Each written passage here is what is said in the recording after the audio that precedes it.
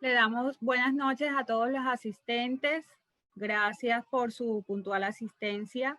En la noche de hoy vamos a iniciar con la presentación Inmunodeficiencias primarias, un enfoque preventivo desde el diagnóstico.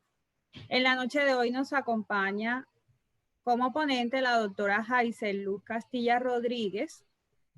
La doctora Jaisel es médico de la Universidad de Cartagena, especialista en epidemiología de la Universidad Juan Corpas, especialista en pediatría de la Universidad Nacional Autónoma de México, subespecialidad alergología e inmunología clínica de la UNAM y actualmente es miembro de la Asociación Colombiana de Alergia, Asma e Inmunología y también hace parte de la Junta Directiva de la Sociedad Colombiana de Pediatría Regional Bolívar.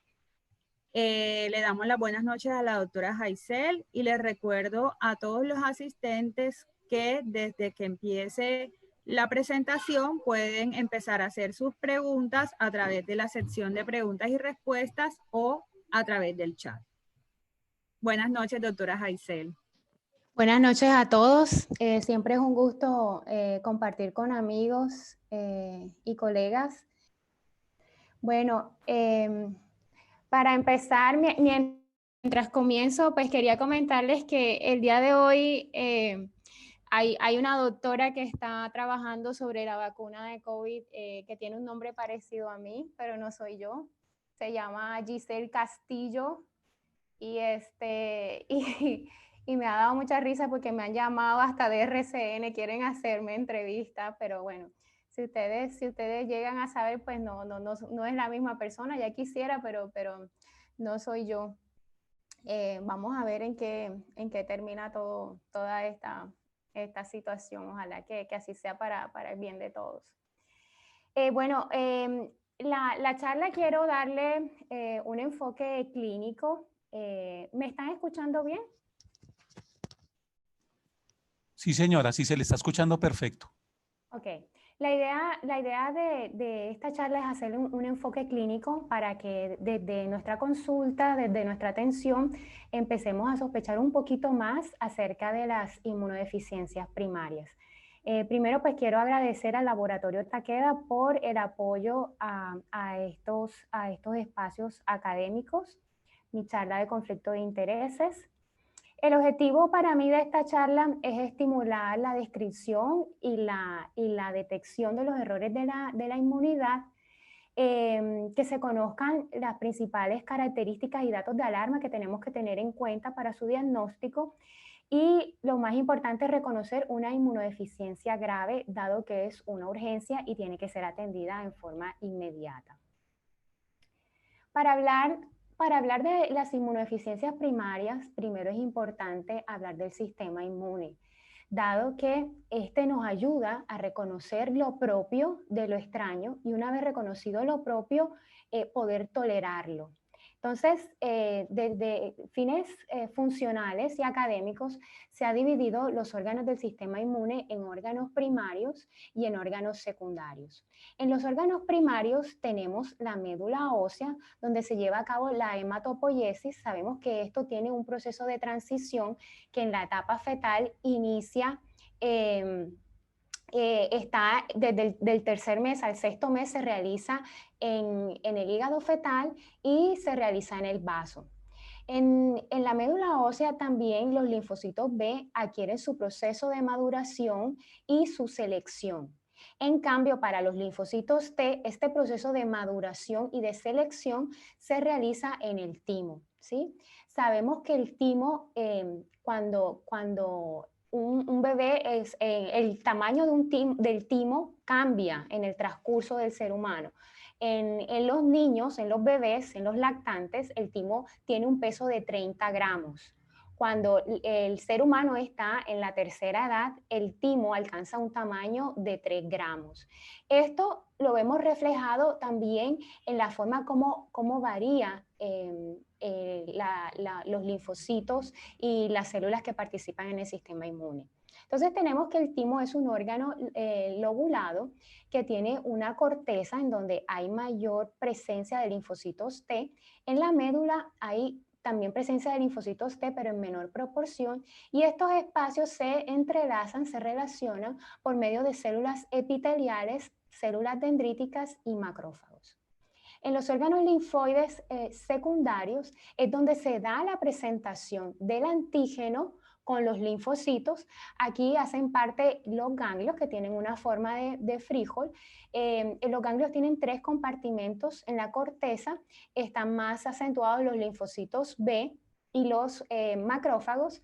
En la paracorteza están los linfocitos T y en la médula están las células plasmáticas productoras de inmunoglobulina.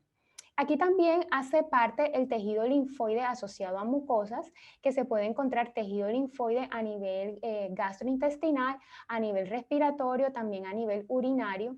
Aquí también hacen parte las amígdalas, el apéndice y las placas de Peyer. También tenemos el tejido linfoide cutáneo, en el que participan los queratinocitos que inician el proceso de inflamación. Están los linfocitos intraepiteliales, ¿sí?, que en su mayoría son linfocitos T. Y las células de Langerhans, que son células presentadoras de antígeno. Bueno, además de los órganos del sistema inmune, tenemos las células que participan en el sistema inmune, que ayudan en la parte efectora. Entonces, también se ha dividido un poco las células que participan un poco más en la inmunidad innata, como son los macrófagos, los monocitos, los neutrófilos, los eosinófilos, las células cebadas, y las células que participan más en la inmunidad adaptativa, que prácticamente son linfocitos T y linfocitos B.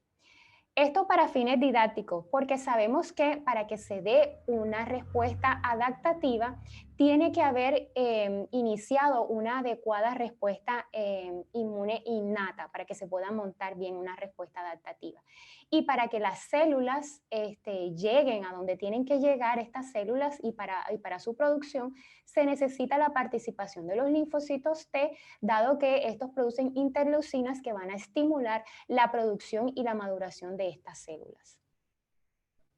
Entonces tenemos que la respuesta inmune se divide en 2 fases: la inmunidad innata, que es una respuesta rápida, es una respuesta inmediata, ¿sí? Además de estas células que ya comentamos, también participa en forma importante el complemento. Aquí en la inmunidad innata también estamos hablando de las barreras epiteliales, de la piel, de las mucosas, del pH, de la producción de moco. Entonces, y en la inmunidad adaptativa, pues ya comentamos la presencia de los linfocitos T y los linfocitos B, y todo este proceso de maduración hasta llegar hasta los linfocitos maduros capaces de producir inmunoglobulinas y hacer las funciones efectoras. Esta inmunidad adaptativa necesita un poco más de tiempo para actuar. Entonces tenemos acá algunas diferencias entre la inmunidad innata y la inmunidad adaptativa. El tiempo de reacción de la inmunidad innata es inmediato. En la inmunidad adaptativa necesita por lo menos 7 días para empezar, para actuar. La especificidad, la inmunidad adaptativa es altamente específica, y la memoria es una característica primordialmente de la inmunidad adaptativa. También hay que decir que la inmunidad adaptativa es diversa, o sea, tiene la capacidad de reconocer muchos antígenos, a diferencia de la inmunidad innata, que reconoce grupos de microorganismos, pero no es tan específica y tan variada como la inmunidad adaptativa. Entonces, comentábamos la participación del complemento. Con sus 3 vías. En la vía clásica sabemos pues que participa asociado al anticuerpo formando este complejo. En la vía alterna es independiente de los anticuerpos, y la vía de la lectina, que cuando la lectina se une a las manosas de los polisacáridos. Estas 3 vías confluyen en la formación del complejo ataque de membrana para producir la lisis de los microorganismos. Entonces tenemos además que el complemento es capaz de opsonizar. La opsonización no es más que la fijación que hace el complemento al microorganismo para que llegue a la célula y lo fagocite. También estimula la reacción inflamatoria, ayudando en la producción de vasodilatación para que estas células segmentadas puedan llegar a controlar el microorganismo, y también la citólisis mediada por el complemento con el complejo de ataque de membrana. Bien. Entonces, dentro de la inmunidad adaptativa tenemos la respuesta inmune humoral, que hace referencia a la producción de los anticuerpos específicos. Entonces, el linfocito B madura de acuerdo al contacto que tiene, al estímulo que tiene con los antígenos. Esto puede ser una respuesta T dependiente o una respuesta T independiente, ¿sí? Y este estímulo hace que el linfocito B madure hasta una célula plasmática capaz de producir inmunoglobulina, inicialmente M, y posteriormente que madure hasta la realización del cambio de isotipo con las demás producciones de inmunoglobulinas. Entonces tenemos que esta parte efectora la realizan las inmunoglobulinas. Tenemos 5 tipos de inmunoglobulinas que están formadas por 4 cadenas peptídicas, 2 ligeras, 2 pesadas. Esta le confiere la característica del tipo de inmunoglobulina. Son las que van a ayudar a neutralizar las toxinas bacterianas. En especial la inmunoglobulina G actúa como antitoxina. Esta es la que está en mayor cantidad, en mayor proporción de las inmunoglobulinas, y la inmunoglobulina G tiene 4 subtipos. Esto es importante saberlo porque las deficiencias inmunológicas pueden estar dadas por varias inmunoglobulinas o por un tipo de ellas o un subtipo de ellas. Entonces, la IgG tenemos IgG1, IgG2, IgG3 e IgG4. Cada una de ellas tiene funciones un poquito más importantes que otras en algunos aspectos. Por ejemplo, la IgG1, la 2 y la 3 activan el complemento. La 1, 3 y 4 pasan la placenta. Y la 1 y la 3 participan en el proceso de opsonización. La inmunoglobulina M, ella circula en forma de pentámero, o sea, se unen 5 moléculas de inmunoglobulina M a través de una cadena J. Esta estructura de la inmunoglobulina M le permite a ella tener varios sitios de unión a microorganismos con muchos epítopos como son los virus. Y esta cadena J permite adherirse a las células secretoras y estar presente en las secreciones. Entonces, la inmunoglobulina M también está presente en las secreciones. Y la inmunoglobulina A, que es el 10% aproximadamente de las inmunoglobulinas, ella es la que está en mayor participación en las secreciones externas. La inmunoglobulina A la podemos encontrar en la lágrima, en la saliva, en las secreciones respiratorias, a nivel gastrointestinal, a nivel urinario. Hay que decir que ella también puede circular así solita o puede circular en su forma secretora, que es como ella lo hace en forma más abundante.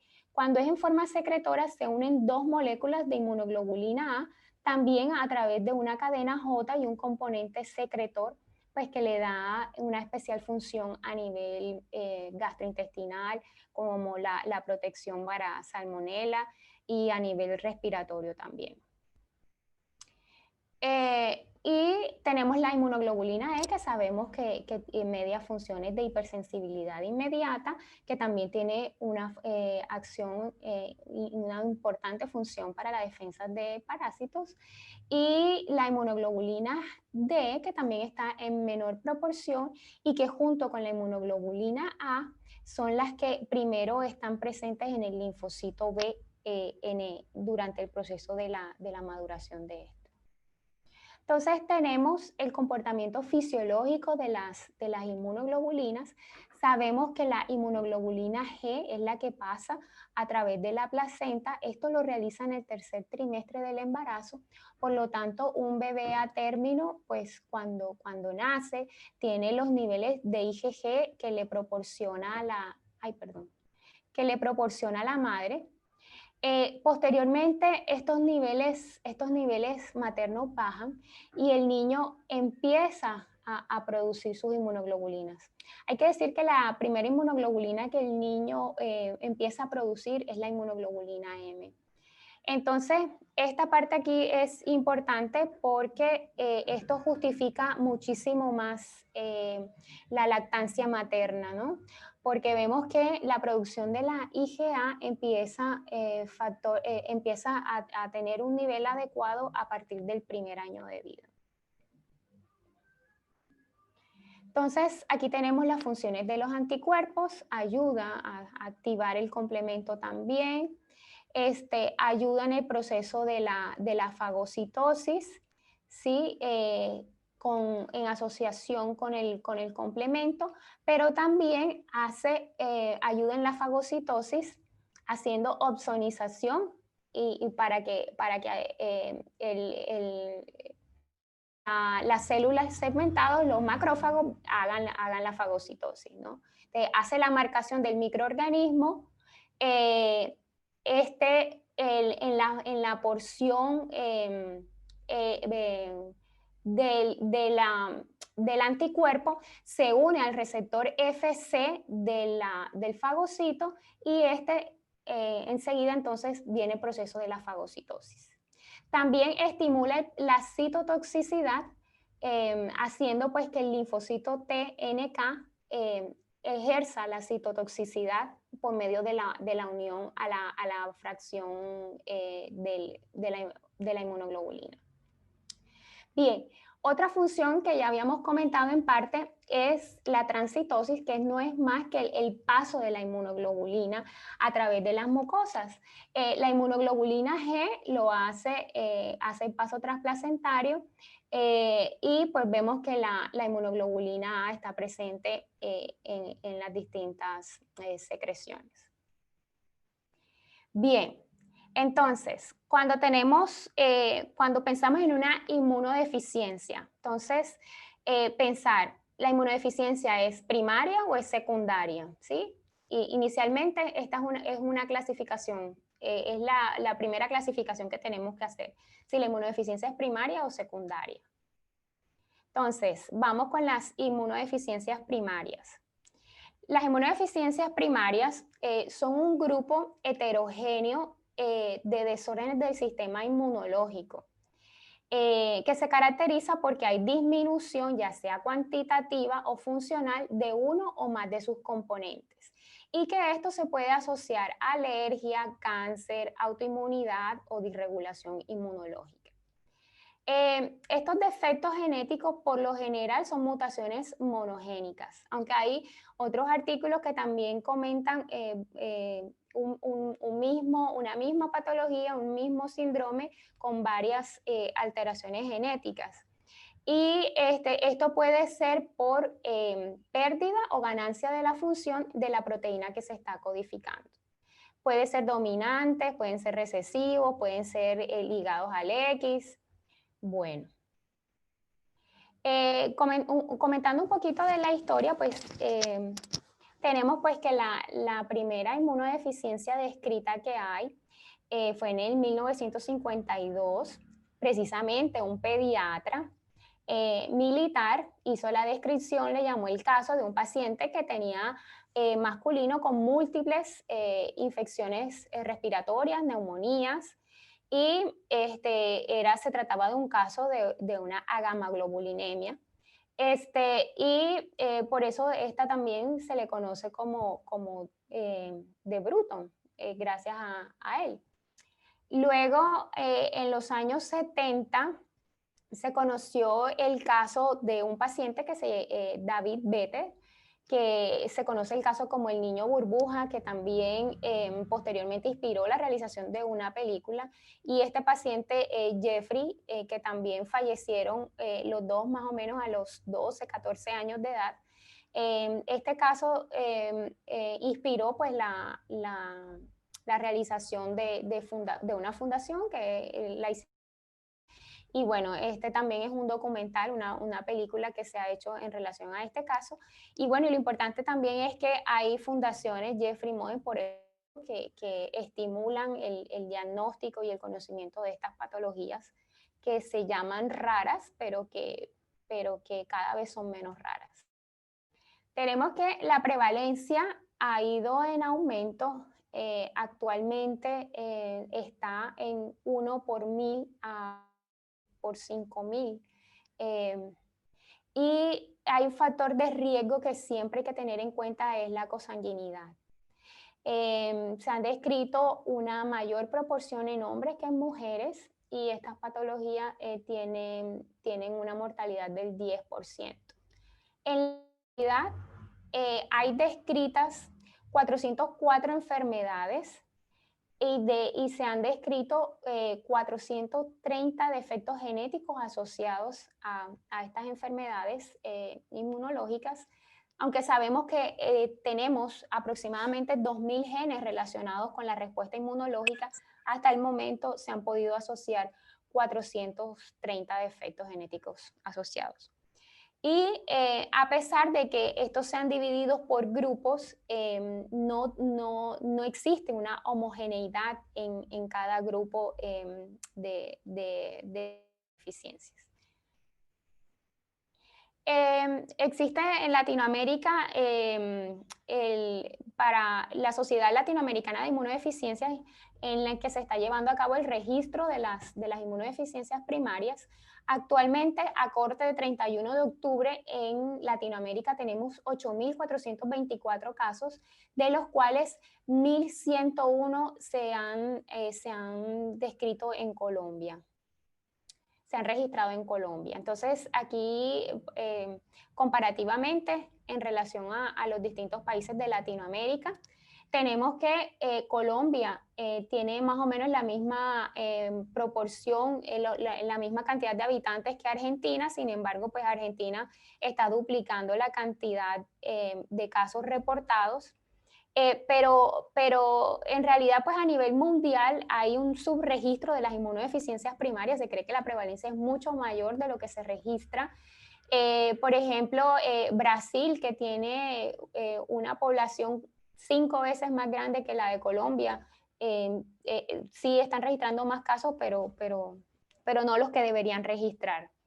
Y así sucesivamente el resto de países. Bien, entonces, las inmunodeficiencias se clasifican en 10 grupos. El primer grupo son las inmunodeficiencias que afectan la inmunidad celular y humoral. Este es el grupo más grave, ¿sí? En el que hay que enfocarse también en descartar si el paciente cursa con esto o no. Cada grupo de estos se subdivide en muchos grupos más, porque acordémonos que son 400 enfermedades. Yo voy a tratar un poquito someramente algunas que de pronto he tenido un poquito de experiencia y que me llaman la atención. De las combinadas severas se pueden encontrar T negativo o B negativo, o puede ser que T y B estén negativos. Y hay unas combinadas que son menos fuertes que las anteriores. O sea, T negativo y B negativo, ese paciente, si no se diagnostica y no se hace trasplante en los primeros 2 años de vida, la mortalidad es altísima. Bueno, estos pacientes por lo tanto, estos pacientes van a consultar desde el primer año de vida.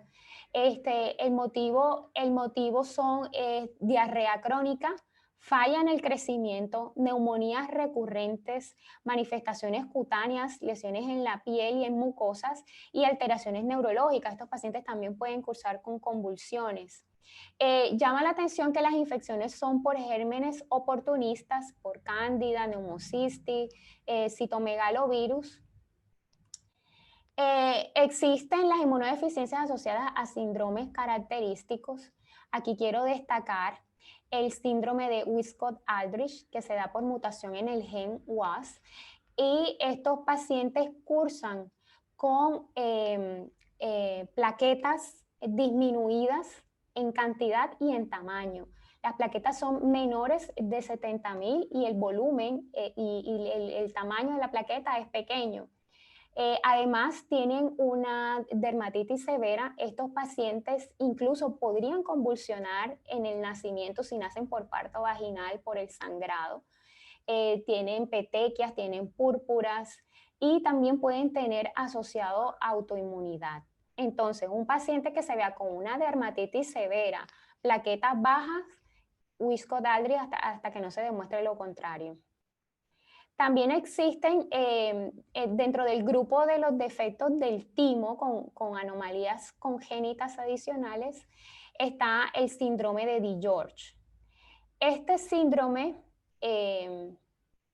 también se conoce como velo cardiofacial. Los pacientes tienen dismorfismo facial, tienen baja implantación de las orejas, tienen hipertelorismo, tienen la comisura labial caída, tienen insuficiencia velopalatina, pero además estos pacientes tienen alteraciones cardíacas, pueden tener tetralogía de Fallot, pueden tener muchas alteraciones cardíacas, pueden tener ausencia renal, pueden tener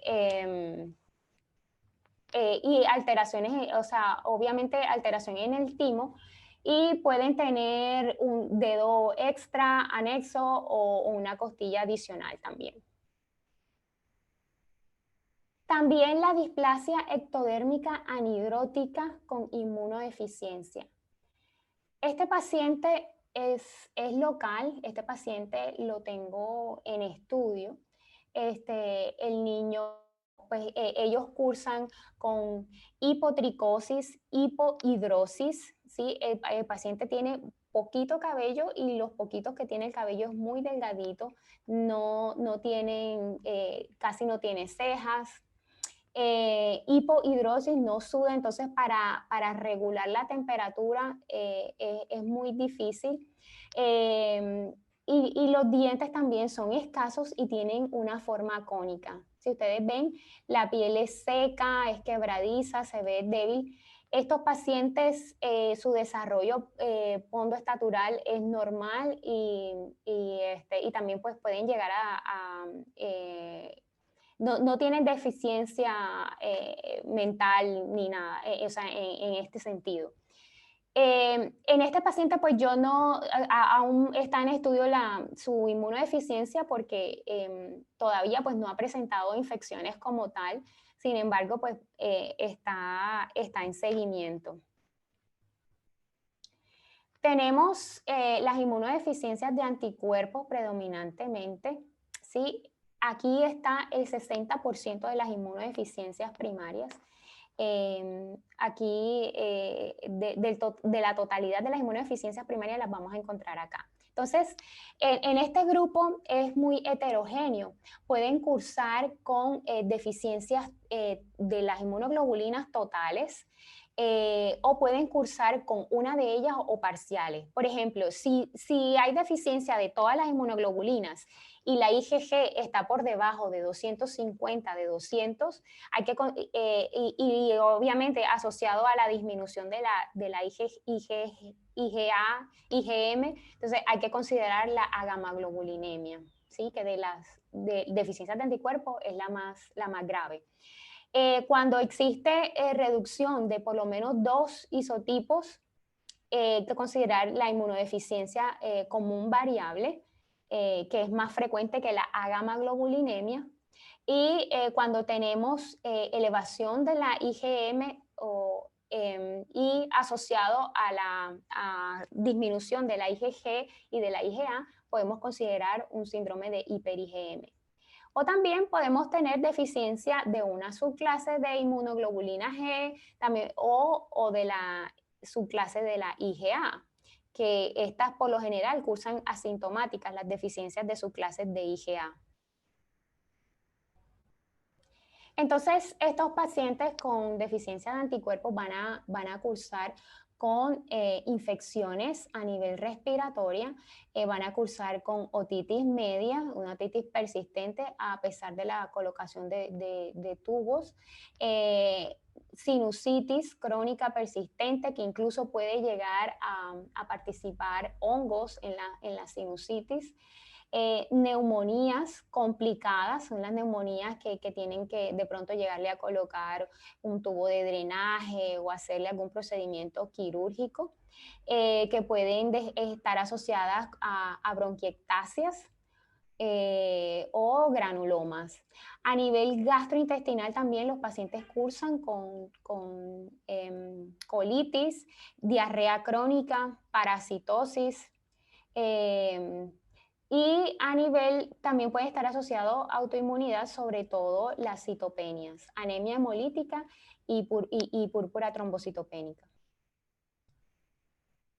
Esta es una paciente que la conocí de 9 años y que desde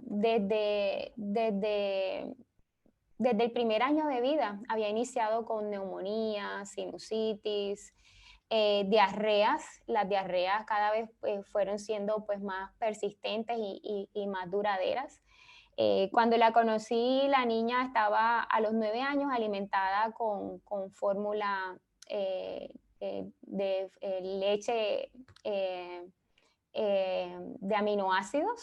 Solamente no comía sólidos ni nada porque estaba siendo tratada como un síndrome de mala absorción intestinal y bueno, ella es un caso de una inmunodeficiencia común variable. Tengo que decir que estas fotos son autorizadas por el familiar, saben que se están usando para fines académicos y ella muy elegante posó para la foto, así que cuento con la autorización de los padres y del paciente. También en el cuarto grupo tenemos la disregulación inmune. Aquí quiero destacar en el subgrupo de defectos de linfocitos T reguladores, el IPEX, que es autoinmunidad poliendocrinopatía asociado al X. Y autoinmunidad con o sin linfoproliferación, en este grupo quiero destacar al APC, que es autoinmunidad, poliendocrinopatía, candidiasis y distrofia ectodérmica. Entonces, estos pacientes pues tienen también problemas en el cabello, en la piel, muchas candidiasis a nivel de mucosas y cuando una paciente que tenga de pronto más de una endocrinopatía, hay que considerar, hay que buscarle una deficiencia inmunológica y considerar estas dos entidades. Defectos en la fagocitosis, están las neutropenias congénitas, están los defectos de la motilidad, aquí están los déficits de adhesión leucocitaria, todas sus subclases, subtipos. Está aquí los defectos del estallido respiratorio, aquí entra la enfermedad granulomatosa crónica, en el que los pacientes pueden tener neutrófilos dentro de parámetros normales, pero aquí lo que está alterada es la función. ¿Sí? El neutrófilo no es capaz de producir especies reactivas de oxígeno, no es capaz de producir ese estallido para controlar el microorganismo. En el sexto grupo están los defectos intrínsecos de la inmunidad innata. Estos pacientes, aquí pues la susceptibilidad mendeliana para enfermedad por micobacterias. Estos pacientes se van a tener infección por micobacterias recurrentes y por salmonela. En los desórdenes autoinflamatorios, aquí destacar pues los defectos que afectan el inflamosoma, que está la fiebre mediterránea familiar, que estos pacientes van a cursar pues con fiebre recurrente, persistente, con citopenias. Acá en el octavo grupo están las deficiencias de complemento. Aquí en este grupo entran las deficiencias de cualquier fragmento de toda esa cascada del complemento, ¿sí? Los pacientes con deficiencia del complemento, ellos pueden cursan mucho con autoinmunidad, pero en especial quiero destacar la deficiencia de C1 inhibidor que se da por la mutación del gen que se da el angioedema hereditario, el gen, ay, bueno, se me pasó ahorita, SERPIN1. Entonces, en estos pacientes se consume el complemento, el C4 y el C2, y además se libera la bradicinina, que es lo que va a mediar el angioedema. Entonces, estos pacientes tienen edema facial y en miembros, ¿sí? Sobre todo en manos y pies. Este edema puede llegar a comprometer la vía aérea, es la causa principal de muerte de estos pacientes con angioedema hereditario, el edema en vía respiratoria.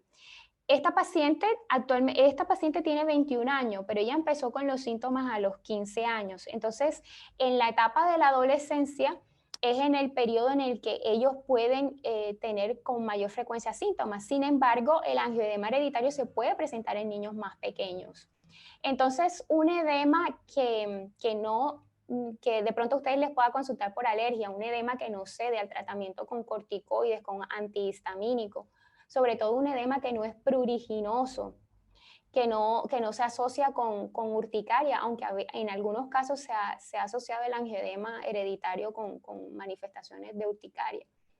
Entonces, un edema que dura mucho, un edema que es deformante, hay que considerar el angioedema hereditario. Esta paciente, gracias al diagnóstico de esta paciente, se han seguido estudiando en su familia.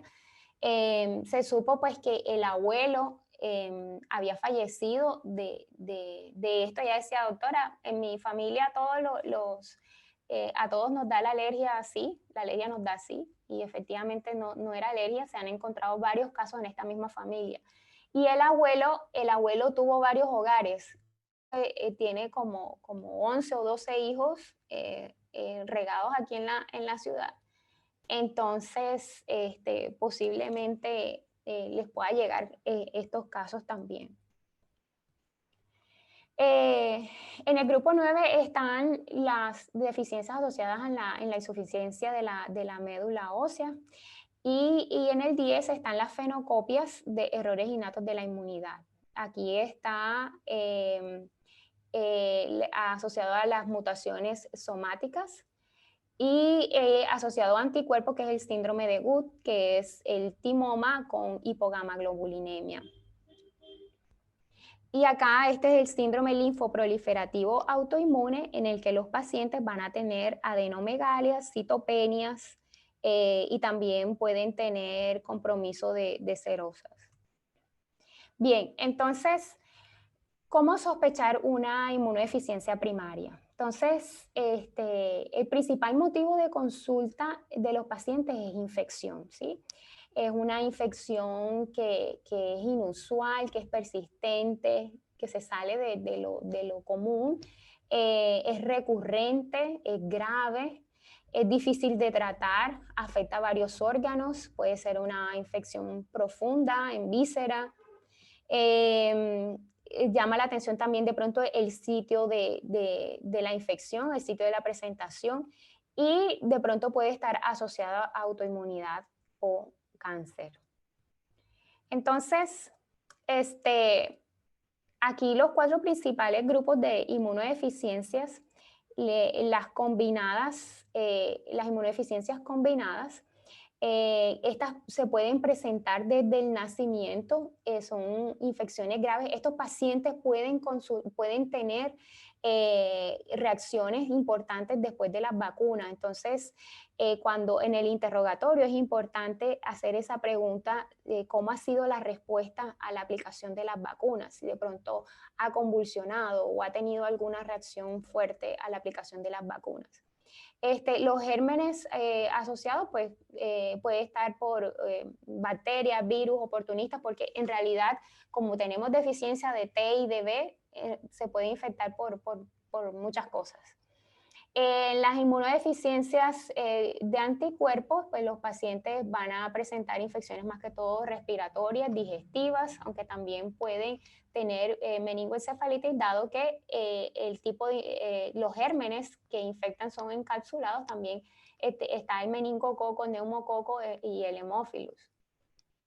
En los pacientes que tienen defectos en las células fagocíticas van a presentar infecciones piógenas e infecciones por hongos en piel o a nivel respiratorio. Eso es lo característico de acá. Y en los defectos de la cascada del complemento, infecciones piógenas y estos pacientes pueden tener asociados autoinmunidad. Bien, entonces, dentro de las manifestaciones clínicas vemos la frecuencia con la que se producen las infecciones respiratorias. Esto es de las infecciones es lo más frecuente. La asociación también con autoinmunidad, sobre todo en las deficiencias de anticuerpos se puede asociar bastante autoinmunidad en los pacientes que tienen, que cursan con inmunodeficiencia común variable y agamaglobulinemia. La enfermedad gastrointestinal también es importante. Pacientes que tengan una bronquiectasia, un niño con una bronquiectasia, hay que descartarle una inmunodeficiencia hasta que no se demuestre lo contrario. Entonces, lo que comentaba pues, de la Fundación Jeffrey Model, se han generado las 10 señales de alarma pues, para facilitar un poco la detección de estas inmunodeficiencias primarias. Y tenemos que hay algunas variaciones entre los niños y los adultos, ¿sí? Porque sabemos que las infecciones respiratorias de pronto en los niños son un poco más frecuentes que en los adultos. Entonces, estos datitos sí serían importantes que los tuvieran ustedes. Por ejemplo, infección de oído. Todos estos parámetros son en un año, ¿sí? Más de 4 infecciones de oído en un año. Más de 2 sinusitis en un año. Uso de 2 meses de antibióticos orales sin buena respuesta. 2 neumonías en un año. Dificultad para la ganancia de talla y de peso en un niño que ya le hemos descartado una deficiencia secundaria y que está teniendo una adecuada ingesta. Abscesos en piel o en órgano blanco, aftas orales. También hay que decir que estos pacientes hay que revisarlos completamente. Con frecuencia también pueden tener lesiones a nivel de las mucosas, de los genitales. El uso también de la otra señal de alarma, el uso de antibiótico endovenoso para controlar la infección. 2 infecciones graves en el año, aquí estamos incluyendo la sepsis y el antecedente familiar de alguna inmunodeficiencia primaria. No quiere decir que si, por ejemplo, en una familia hay deficiencia de complemento y estamos pensando otro tipo de inmunodeficiencia en el niño, ya ese antecedente no cuenta, no. Cualquier antecedente de inmunodeficiencia en una familia es importante. Entonces, se han hecho estudios en relación para evaluar la sensibilidad de estas 10 señales de alarma y se ha encontrado que el antecedente familiar para inmunodeficiencia, o sea, ese parámetro es muy importante. La necesidad del uso de antibiótico endovenoso para tratar sepsis es importante, tiene sensibilidad más para la inmunodeficiencia de neutrófilos y la de complemento, y la infección con la asociación de alteración en el crecimiento es bien importante para la detección de inmunodeficiencias de linfocitos T. ¿Sí? Este es otro estudio que también estudia la sensibilidad y la especificidad de estas 10 medidas. Y aquí encontraron que la historia familiar de inmunodeficiencia asociado al uso de antibiótico endovenoso para controlar una infección, asociado a infección profunda recurrente y falla en el crecimiento del paciente, detectó el 81% de los casos de los pacientes con inmunodeficiencia en este estudio que se realizó. Y encontraron una sensibilidad del 94% y una especificidad del 64%. Y cuando esto se asocia a que en la historia familiar hay muerte de un hermano y el factor de riesgo de la consanguinidad, esta sensibilidad aumenta a un 92%. Aquí en Colombia se hizo este estudio en el 2002 en el que se buscaron pacientes con factores de riesgo. Ingresaron inicialmente 650 pacientes aproximadamente, después terminaron 400 y algo, en el que se hizo una detección del síndrome de infección recurrente anormal. Aquí, con estas características que ellos tomaron acá en la Universidad de Antioquia, llegaron inicialmente pacientes que podían tener inmunodeficiencia primaria y inmunodeficiencia secundaria y fueron depurando un poco más y fue cuando hacen un reporte importante de casos de inmunodeficiencia. Entonces, varios de estos parámetros que ellos utilizan acá también están incluidos en estos 10 señales de alarma. Es como, pues, para que lo tengamos en cuenta como antecedente también. Entonces, cuando vamos a hacer el diagnóstico, en el interrogatorio hay que hacer un examen físico bien juicioso. Y en el interrogatorio, pues, tener en cuenta los antecedentes familiares, las infecciones, los gérmenes que haya presentado en las infecciones, pues, que haya tenido previamente, la localización de la infección, si ha tenido reacción a vacunas, cómo está la curva de crecimiento y desarrollo. Entonces, ¿cómo vamos a enfocar el diagnóstico? Lo primero es ver si estamos ante una inmunodeficiencia primaria o secundaria. Entonces, primero descartemos lo más frecuente. Si estamos ante una inmunodeficiencia secundaria, ¿sí? Cáncer, VIH. Luego, vámonos a lo más grave. Estamos ante una inmunodeficiencia combinada, ¿sí? ¿Cómo están los linfocitos? No es una inmunodeficiencia combinada, entonces seguimos acá, es una deficiencia de anticuerpos. Si es una deficiencia de anticuerpos, es una deficiencia de todos los anticuerpos o de alguno de ellos. O estamos ante un defecto de la fagocitosis, o estamos ante una deficiencia de complementos, ¿sí? Este paciente cursa con infecciones y con autoinmunidad. Entonces, de pronto nos enfocamos más hacia la parte de deficiencia de complemento. Entonces, tener en cuenta como estos 4 grupos que engloban como la mayoría de todas las inmunodeficiencias primarias. Entonces, en el diagnóstico diferencial, considerar una hipogamaglobulinemia que sea adquirida, que sea por de pronto medicamentos, inmunosupresores, por tumores, o que se esté perdiendo proteína a nivel renal, a nivel digestivo. Si el paciente cursa con alguna enfermedad alérgica, si tiene fibrosis quística, aunque la fibrosis quística ya la están conteniendo dentro de la inmunodeficiencia porque ellos presentan alteración en la función de los monocitos en la fibrosis quística. O si el paciente tiene alguna malformación broncopulmonar, si hay alguna obstrucción, si hay tumor, si hay VIH, si hay alguna endocrinopatía, alguna genopatía. Entonces, en la exploración física, el aspecto general, ¿sí? Si el paciente tiene, mirarlo a los ojos, mirar la cara, a ver si tiene algún dismorfismo facial, si tiene algún rasgo que nos llame la atención, el aspecto nutricional, cómo está la ganancia de peso, cómo está la curva de crecimiento, mirar cómo está la membrana timpánica, pues ya vemos que presentan infecciones de oído con frecuencia. En la cavidad oral, si hay aftas, cómo están las amígdalas, ¿sí? El crecimiento de las amígdalas también tiene un comportamiento fisiológico.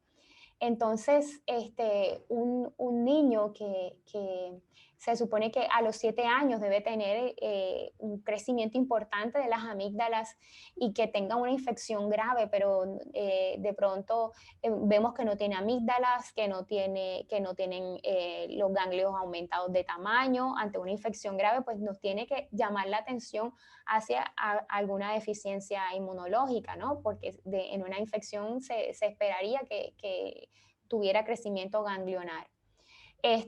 Como está a nivel pulmonar, la piel, pues que estos pacientes presentan mucho eczema y pues lo que comentaba del tejido linfoide. Lo comento porque ven que el tejido linfoide tiene su importancia, presentación antigénica. Y muchas veces se opera con rapidez y con facilidad esto, y hay estudios que, bueno, no es el objetivo aquí de la charla, pero hay estudios que soportan una asociación de autoinmunidad con estos pacientes que se operan en forma temprana, las amígdalas y todos estos tejidos linfoides. Bueno, también pues los laboratorios, aquí resalto el hemograma y las inmunoglobulinas porque con esto tenemos un 50% del diagnóstico, ¿sí? Vemos que las inmunodeficiencias de anticuerpos son entre el 50 y el 60% de las inmunodeficiencias, y con un hemograma nosotros podemos ver si estamos ante una inmunodeficiencia combinada, ¿sí? Evaluando pues la cantidad de linfocitos de acuerdo a la edad, que hay que percentilarle los neutrófilos y los linfocitos a los pacientes. Hay que, el hemograma hay que tratar de verlo un poquito más allá. Yo les recomiendo no solamente ver la parte porcentual, sino en número, cómo están distribuidos cada uno. La bioquímica, ve cómo está la función renal, la función hepática, las radiologías, pues ya los pacientes, de acuerdo a lo que vayan presentando, ¿verdad? Entonces, que nos llame la atención, pues niveles de inmunoglobulina por debajo de 400, niveles de IgM por debajo de 200 y de IgA por debajo de 7. Con estos niveles así, podríamos estar ante una inmunodeficiencia común variable. Entonces, estos son los niveles de las inmunoglobulinas. Hay países que tienen sus propios estudios. En el Harriet Lane encuentran unas tablas de percentiles de neutrófilos, de linfocitos, de las inmunoglobulinas. México tiene sus tablas de percentil de las inmunoglobulinas, de linfocitos. Aquí en Colombia también se han hecho estudios para percentilar los linfocitos y las inmunoglobulinas. Entonces, podemos tener estos datos para ayudarnos acá en el diagnóstico. Luego de esto, pues que los estudios los vamos a ir haciendo por fases. También podemos apoyarnos de la electroforesis de proteína. Luego, si vemos un paciente que persiste con infecciones respiratorias, pero que de pronto puede tener unos niveles aproximados a lo normal, se pueden hacer estudios un poquito más específicos de anticuerpos, antitétanos, antidifteria, antineumococo. Esto se hace mucho para las deficiencias de anticuerpos, es parte de los criterios diagnósticos. Realizar esto. También se pueden hacer anticuerpos naturales, las isohemaglutininas. Recuerden que hay pacientes que pueden tener una deficiencia de una subclase de IgG, y así dependiendo de cada subclase, pues va a ser la repercusión clínica que tenga. Las subclases de IgA, que en su mayoría pueden pasar desapercibidos, pero también pueden ser pacientes que tengan infecciones respiratorias, quizás no tan graves, o algún problema de diarrea. También las subpoblaciones linfocitarias, estas para linfocitos T, evaluar los linfocitos B y los linfocitos TNK. El complemento, evaluar toda la cascada del complemento. Luego de los estudios cuantitativos, mirar la parte funcional, cómo están Este es un estudio que se le hace a los linfocitos se estimulan para ver cómo progresan, como si hacen la linfoproliferación. La capacidad oxidativa del neutrófilo, que para evaluar si el paciente presenta el estallido respiratorio en la muestra, pues cuando es estimulada. Sí, esto se hace en los pacientes que se sospecha una enfermedad granulomatosa crónica. Evaluar cómo están estos linfocitos de memoria y los estudios de genética. Entonces, la idea de hacer un diagnóstico oportuno es empezar el tratamiento lo más pronto posible para disminuir la frecuencia y la severidad de las infecciones, la necesidad de antibióticos, bajar las hospitalizaciones y que el paciente pues no desarrolle por lo menos tantas complicaciones, secuelas y que no se muera, ¿verdad? Mejorar la calidad de vida del paciente y de la familia. Entonces, el manejo de acuerdo al tipo de inmunodeficiencia que se tenga, pues no es que existe un cuadrado pues, que solamente sea eso se va evaluando de acuerdo a lo que el paciente presente, ya que no es una cuestión homogénea. El manejo debe ser multidisciplinario. Aquí sí es importante pues, que todos, de todas las especialidades, conozcamos un poquito de las inmunodeficiencias, porque le puede llegar al infectólogo, al neumólogo, a los cirujanos.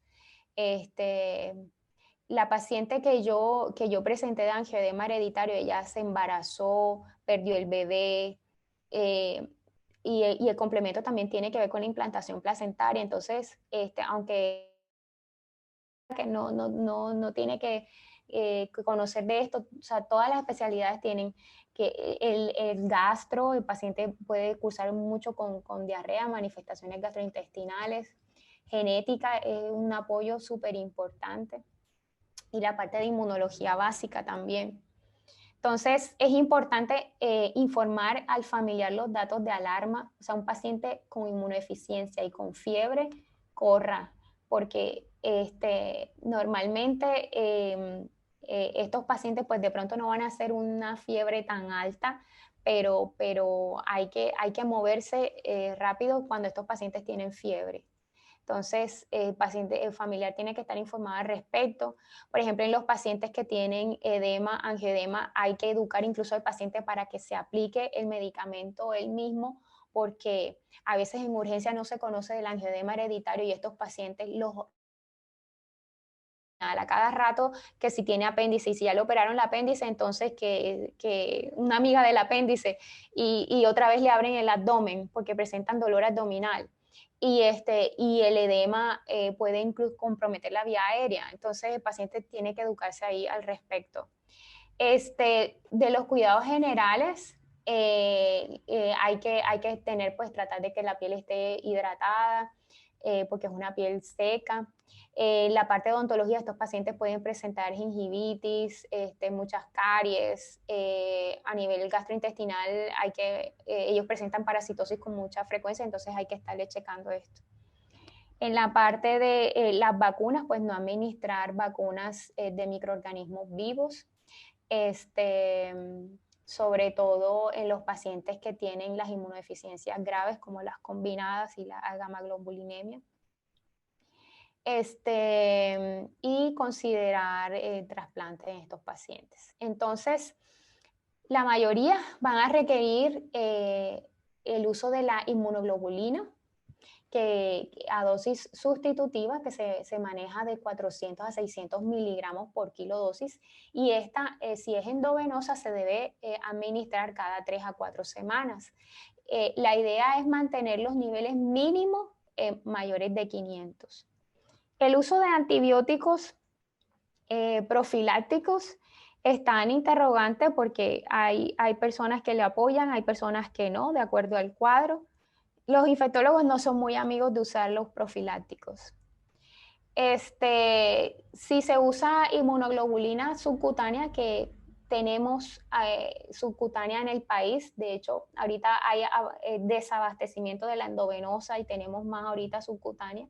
Se utiliza de 100 a 150 miligramos por kilo semana. Si es un paciente que cursa con bronquiectasia, entonces se usa la dosis mayor de 600. Si tiene una enteropatía perdedora de proteínas, de 600 a 800, o si es un caso de embarazo también hay que aumentar la dosis, sobre todo por la dilución que se presenta en el segundo trimestre del embarazo. Entonces, este es un estudio que habla sobre el impacto en relación a las hospitalizaciones en los pacientes antes del diagnóstico y después del diagnóstico, antes de iniciar el uso de la inmunoglobulina y después, cómo se disminuyen antes y después la presencia de neumonías, bronquitis, otitis, infecciones oculares, las hospitalizaciones, incluso los días de estancia hospitalaria y los días en cuidado intensivo. En el tratamiento del angioedema hereditario, afortunadamente pues tenemos medicamentos que pueden podemos utilizar en el tratamiento agudo, en el ataque agudo, el icatibant. Tenemos también el derivado de C1 inhibidor y tenemos el ecallantide para el uso de pacientes con angioedema hereditario. También lo que les decía, pues de acuerdo a la inmunodeficiencia también se utiliza el interferón. En la enfermedad granulomatosa crónica se puede utilizar factor estimulante colonia granulocitos. Hay pacientes que requieren uso de corticoides, hay pacientes que requieren uso de inmunosupresores porque se asocia con autoinmunidad. Este es como un resumen de los patrones de presentación, ¿sí? Si el paciente tiene infección recurrente de vía respiratoria, considerar un déficit de anticuerpos o de complemento. Si hay retraso en el desarrollo pondoestatural y diarrea crónica, considerar una inmunodeficiencia combinada grave, una inmunodeficiencia común variable. Si presenta abscesos cutáneos recurrentes y profundos, considerar una deficiencia de la fagocitosis, una enfermedad granulomatosa crónica, un síndrome de hiper-IgE, que estos pacientes presentan una elevación de la IgE, dermatitis, abscesos cutáneos. O también considerar un déficit de adhesión leucocitaria. Infecciones por oportunistas con un curso grave, considerar una inmunodeficiencia común grave, inmunodeficiencia grave, combinada grave, perdón. Si el paciente cursa con autoinmunidad, considerar una inmunodeficiencia común variable, un síndrome de hiper-IgE, alguna deficiencia de complemento. Si hay una poliendocrinopatía autoinmune, lo que les decía, más de una endocrinopatía, considerar APZ y el IPEX. Si el paciente tiene una cardiopatía y tiene un fenotipo especial, y hipocalcemia, considerar el síndrome de DiGeorge. Estos pacientes con DiGeorge, que les decía, ellos pueden incluso convulsionar por deficiencia de calcio. Incluso en los primeros días de vida pueden convulsionar por la deficiencia de calcio. Si el paciente tiene eczema y tiene trombocitopenia, considerar Wiskott-Aldrich. Si el paciente tiene caída del cordón tardío, considerar déficit de las moléculas de adhesión. Y un paciente que tenga edema, considerar el angioedema hereditario. Bueno, para concluir, pues las inmunodeficiencias primarias son un grupo heterogéneo de desórdenes en el sistema inmunológico que predisponen a una mayor frecuencia y severidad de las infecciones. Puede estar asociado a autoinmunidad, alergia, cáncer, disregulación inmune. Las inmunodeficiencias se manifiestan desde la edad pediátrica. De hecho, los casos más graves se manifiestan en forma más temprana. Cuando estemos ante la sospecha de una inmunodeficiencia combinada grave, considerar que esto es una urgencia el pronóstico del paciente lo determina el tiempo en que se hace el diagnóstico y el trasplante. Un diagnóstico oportuno en los pacientes puede cambiar radicalmente su pronóstico y la calidad de vida. En caso de un paciente con múltiples consultas por infecciones respiratorias que no mejora con tratamiento, considerar una inmunodeficiencia. Y si es así, interrogar si hay otro caso en la familia. Y todo niño pues que curse con autoinmunidad, con anemia hemolítica, púrpura trombocitopénica o lupus, artritis reumatoide, hay que buscarle una inmunodeficiencia, porque existe una asociación bien importante entre autoinmunidad y inmunodeficiencia. Bueno, muchas gracias.